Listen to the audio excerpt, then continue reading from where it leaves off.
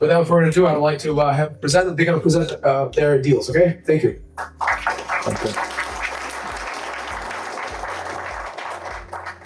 By the way, just giving other people money, it's a great way to start, and we'll take your money. So if anyone is interested, just let us know, because we are going to, buy more projects. So please. So we'll start here. So this is Merrillville. It's a town in northern Indiana, and this is a goose. So we got this picture yesterday. Alex can speak to the history. Yeah, we've had a roof inspection yesterday, and the guy sends me the picture that you guys have a goose, giving the birds, I guess. I don't know how you call it, but the goose actually sitting on a planter box on top of the roof and, just making babies. It's not just, numbers, it's life. Yeah, life goes on. So we are partners 50-50 in our company, Columbia Creek Development. I'm responsible for acquisition and asset management, and Alex is doing investor relationships and construction. Personal stuff, my family, my wife, 2 kids, hairless cat, my mom, Nathan, right here. So yeah, we are in Seattle. I'm originally a tech guy since age 14, working. I was a developer, led developer teams, worked at Disney at some point as a product manager, CEO of a small telecom company, had my own consulting business since 2012. Moved to Seattle from Russia because Microsoft was my client, done a bunch of stuff with their marketing team. In 2013, started a fintech company, reached at some point almost 5 million monthly active users, almost 200 million annually in payments. So that's kind of my background. And I started getting into real estate around 2014 as LP. So I gave hard money to Alex actually. Once in 2016, I think, was an LP and some residential stuff. So yeah, that's my background. I guess a little bit about me. Again, family. I love dirt biking, fishing, ski, snow. Have some really cool mentors around me. There are pictures of Greg, Jitander, Sol, Nikita, Rafik. Guys, community is everything. And I'm the happy guy who has such amazing people around. And Rafik, thanks a lot, man. I guess I became an entrepreneur as early as it can be. I was car washing, and I would start car washing, then there'll be 3-4 guys and they'll manage them, selling newspapers, selling cars. Eventually, at some point, went, I guess, in the university, in a college, graduated law school. In 2001, started the recruiting company, specializing in more of a crewing agency, which is hiring seamen for working on the boats, and sold it in 2004. I'm proud the company is still up and running. And this year it's an anniversary of 25 years for the company. I moved to Seattle in 2004, was looking for something to focus on for the rest of my life, and construction real estate was my focus, and I am in it fully and will be not planning to change it in any form. 2011, I opened up my construction company called Armada Design and Build. It's a group of companies. It's a design center, design build, and Armada Homes, real estate company. Grow it to 40 employees and have revenue over 15 million. 2012, 2018, I was flipping. 2018 on, I'm building new construction primarily as an investor and builder. In 2021, we partnered up with Ivan with amazing idea of mass production modular homes. And it was a very, very cool opportunity, and then a couple of years ago we pivoted to commercial real estate. Yeah, this is one of those homes actually. I think this was your the most expensive construction project. 1,000 square feet for $1 million. Yeah, it made 2 magazines. It was really nice. Unfortunately, it's a modular, yes. Yeah. We created the plant, opened up a plant, went through the hell receiving permits nationwide, got approval, designed it, and produced it, and shipped it and did it. So we didn't like the numbers, although in this business. So we started flipping land, did amazingly. This is one of the parcels actually. It's on the market right now for over $500,000, and we probably will sell it really soon. So we still have 17 parcels of land, rural land, everything, kind of nicer stuff. We bought it as 40-acre lot. Yeah. Split it in the middle, sold 20 acre for exact same price as we purchased 40, and now we are selling this for 150 over of initially purchase price. So we purchased it 400, sold half of it for 400, and selling this for 550. Invested $50,000. Yeah, flipping land was nice, but the market is really slow, and you need to wait long time before you can sell it. That's the issue. And the market is really small, so there is not much inventory. And this is our first actually attempt at commercial real estate. We decided with the first project, we just got on the contract somehow this over 200,000 square feet a mall, 86% vacancy if I remember correctly. 92%. Right? 92%, yeah, something like that. 10 million purchase price, 10 million rehab, 30 million disposition according to pro forma. We didn't actually close on that one. That was a great educational opportunity for us. And here go our mistakes. So the first two mistakes, we kind of don't agree on those.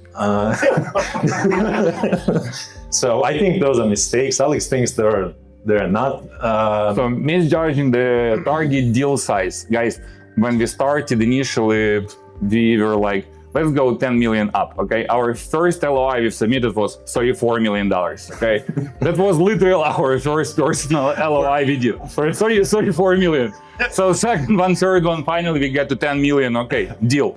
Done, signed, let's go. 100,000 in due diligence, and it didn't work out. Again, it might come back. Somebody... With these guys, give 25,000 and then lose 25,000. It's okay. Man, we'll make it back to you. Don't worry. So, and yeah, taking on the first large deal, it's a question, guys. I mean, you can start with this $1 million, 500,000. We started with 10 million.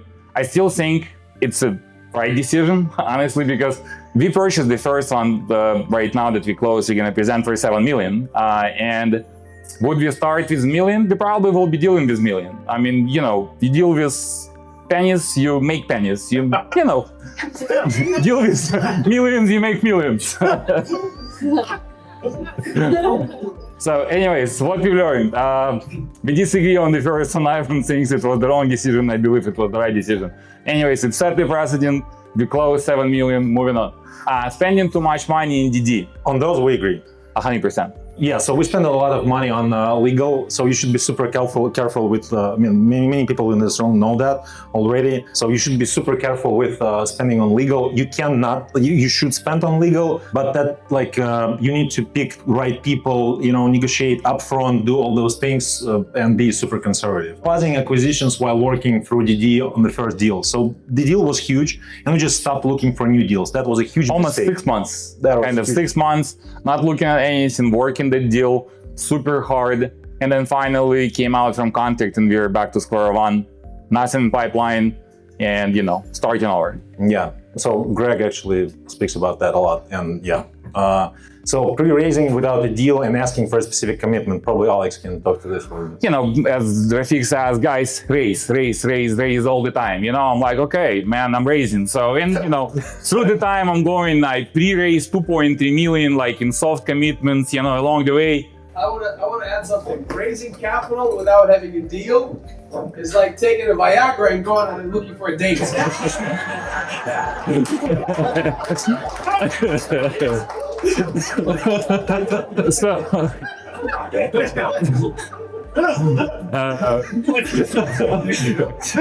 We agree.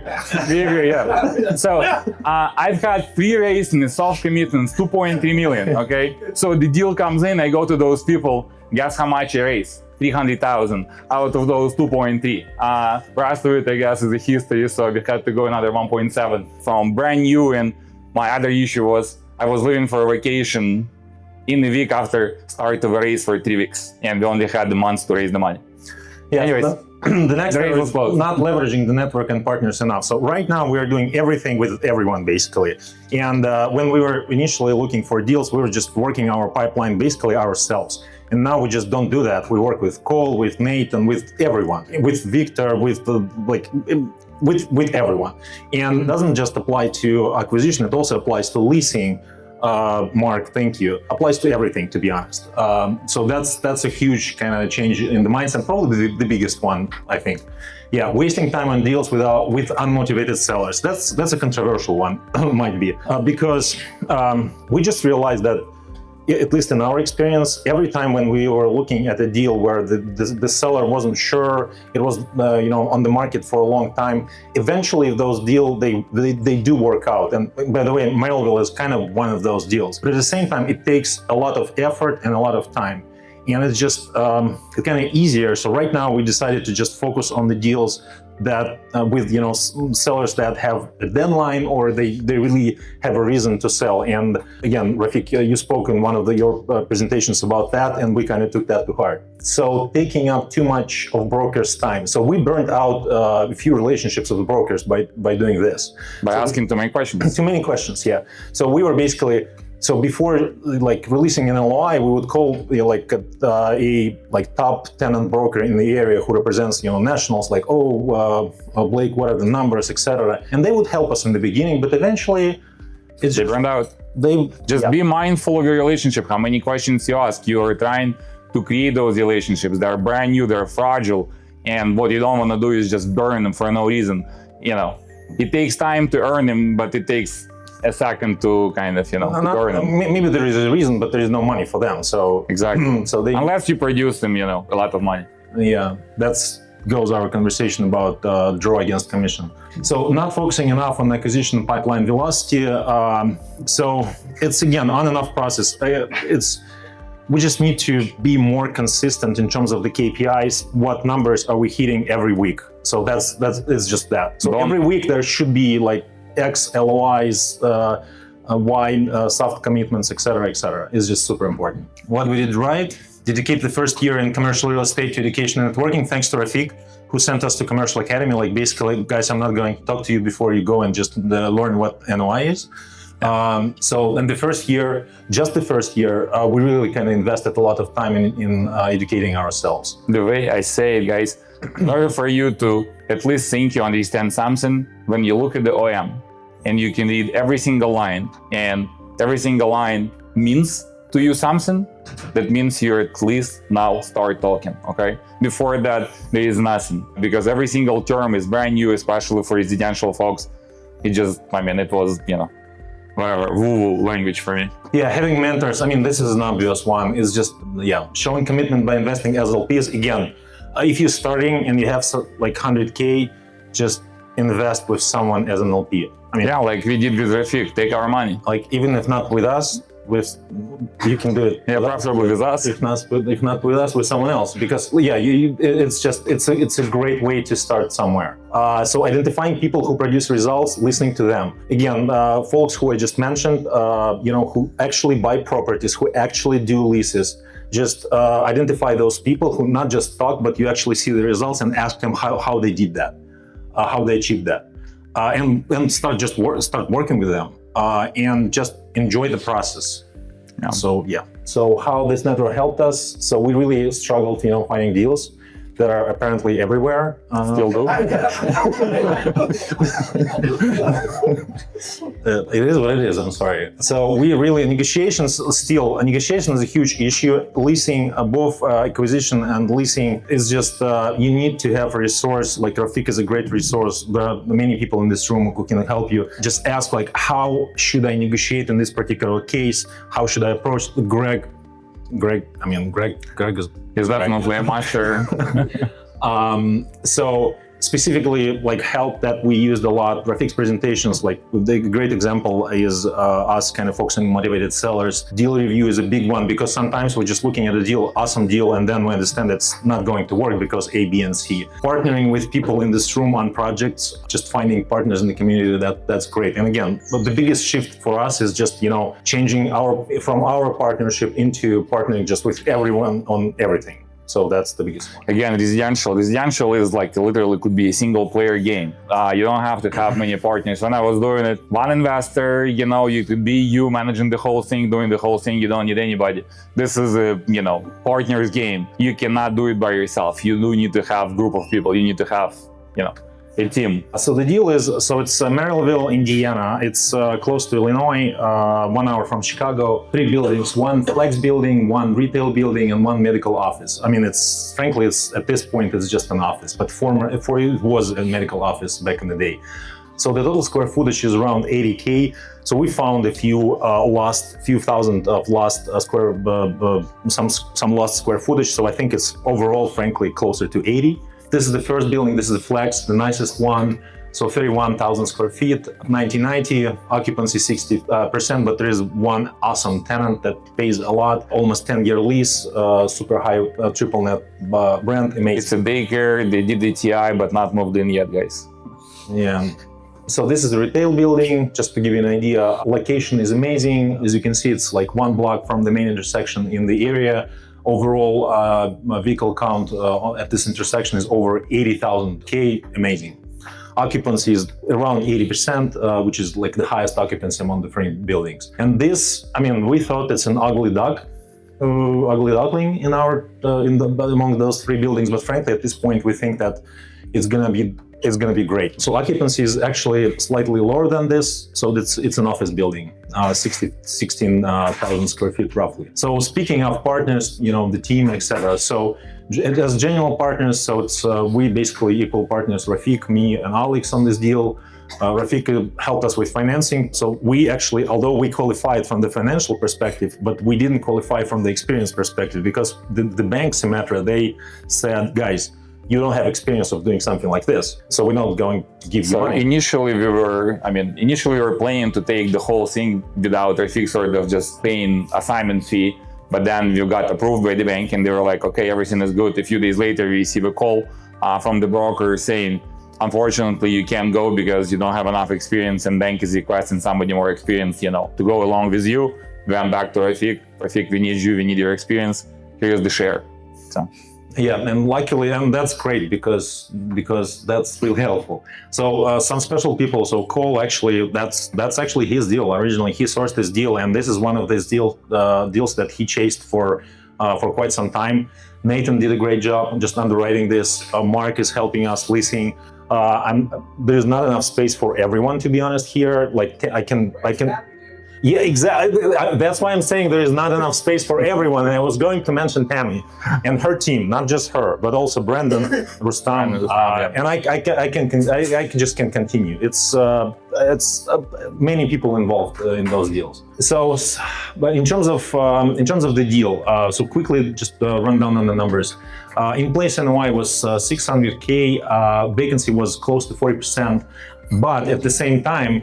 And the financing we got is at 7% roughly interest only for 3 years. But at the same time, the DSCR, so the debt coverage was 1.6. So basically, it's a cash flowing property with a huge upside. So it's really, really an amazing deal. And someone actually, we had a conversation earlier today with someone, and someone said like I'm trying to understand the numbers and what are the good numbers. And I'm like, if you have high vacancy, with DSCR this high, this is great. So these are good numbers. So this is an example of good numbers. Or you can look at it from like cap rate perspective. This is like 8.66% cap rate at purchase. This is what a good deal looks like.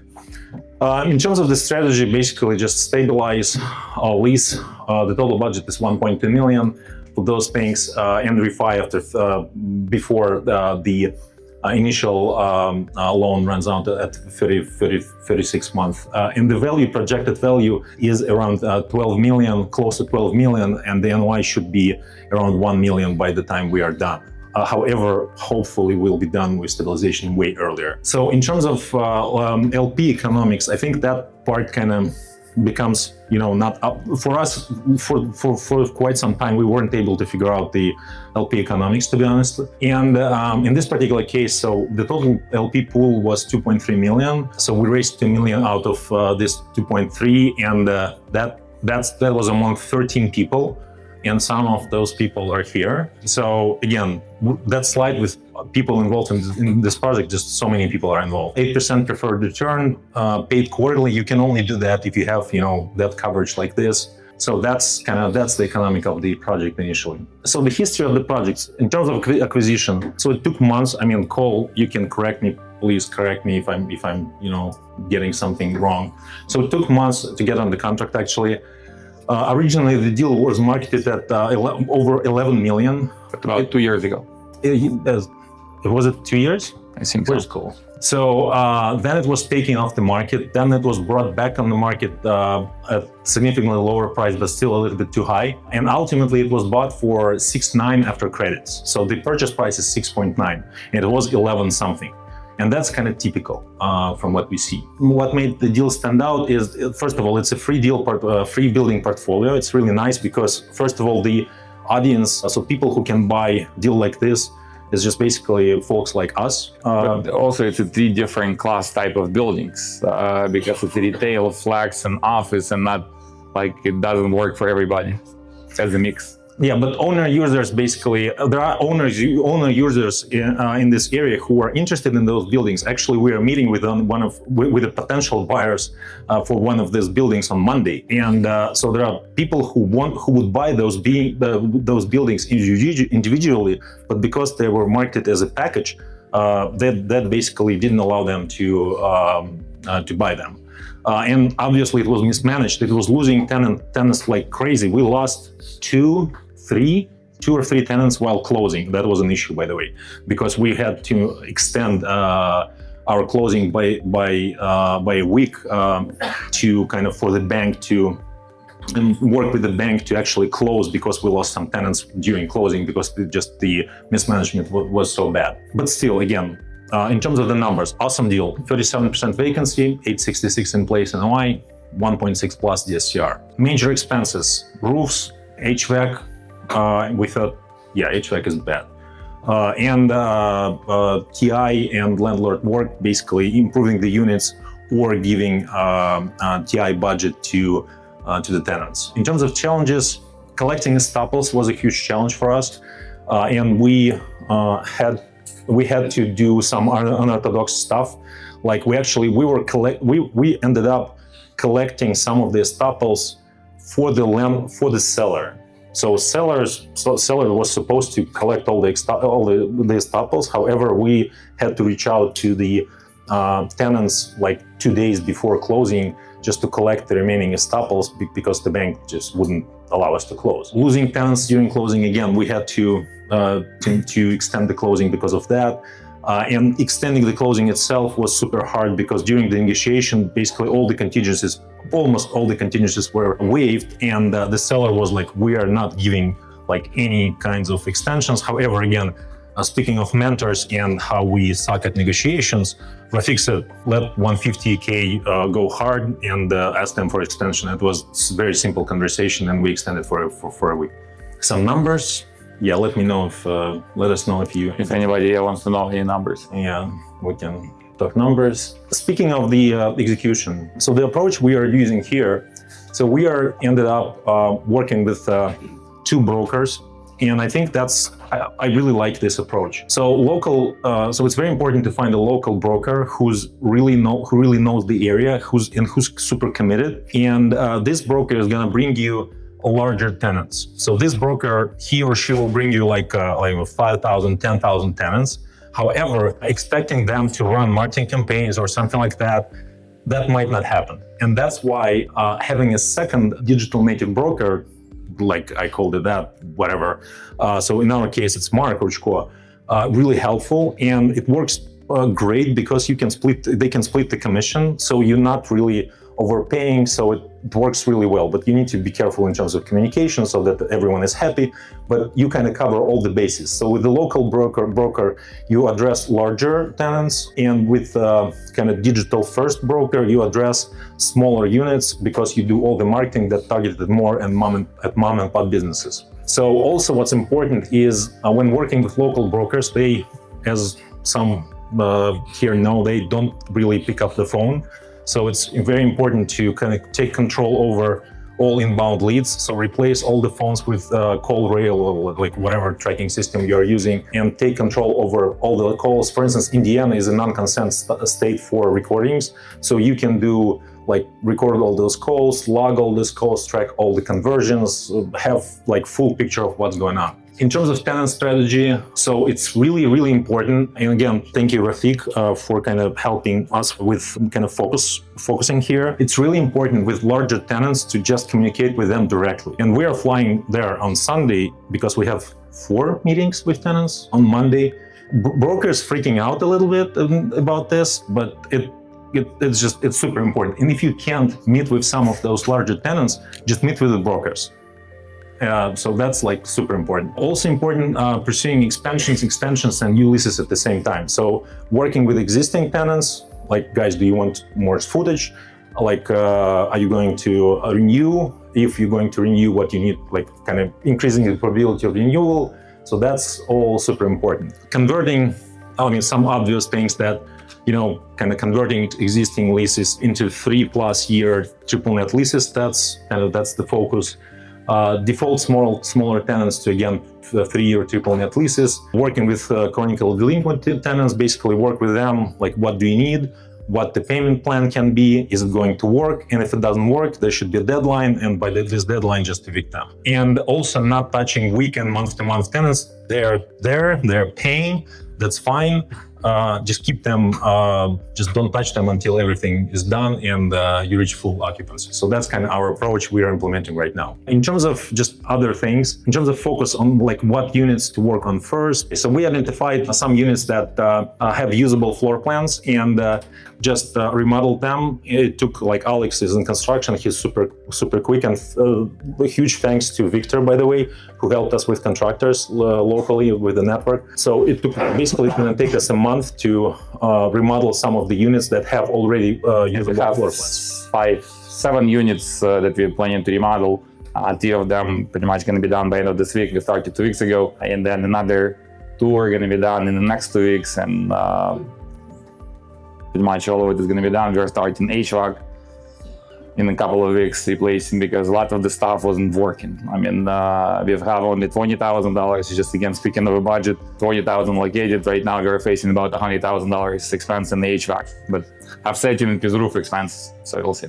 Of all those things, other 2 key things is have at least 1 model unit per building as quickly as possible, so that people can actually see how nice the stuff can be. And in terms of the prices, just communicate below the market that was mentioned before. How we do this, we say this is introductory rate, and the rate is like $2 below what you actually going to, what it should be in the end, and you just put it like for 6 months in the contract, for a year, and then there's an escalation to the market rate. Our goals, is just to close, 4 more deals. We're trying to, get in our portfolio about $20 million this year. Working on finishing the development, or still land development. We still have about 15 lots to complete. Seattle. And what we are exiting, some deals. All is good, guys. Work hard. Look for deals, never stop looking, never stop raising. And thanks to Rafik. Thank you very much, guys. Appreciate it. Thank you. Yeah, nice man.